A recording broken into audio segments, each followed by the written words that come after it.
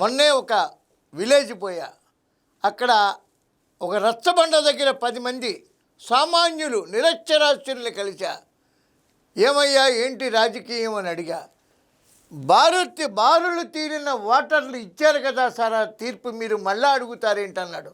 అదేం మాట అయ్యా, మొన్న 24లో తీర్పు ఇచ్చారు, రేపు మళ్ళీ 29 కూడా 3 ఏళ్లలో ఉంది కదా, మీరు ఏమిస్తారో తీర్పు అని ఉత్కంఠతో అడిగాను అని చెప్పాను.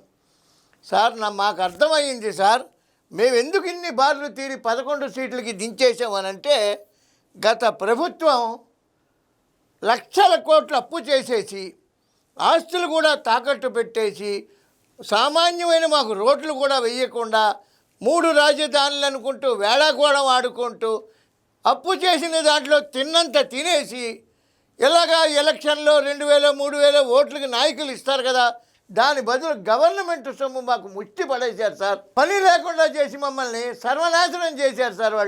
వాళ్ళు తిన్నంత తినేసి ముష్టి పడేస్తే ఆ ఎంగుల మెతుకలకి మేము మళ్ళా గెలిపిస్తాం అనుకున్నారు.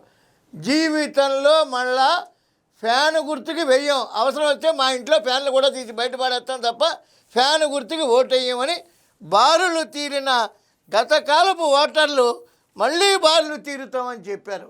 ఇది ఆంధ్రప్రదేశ్ ఓటర్ నైజం.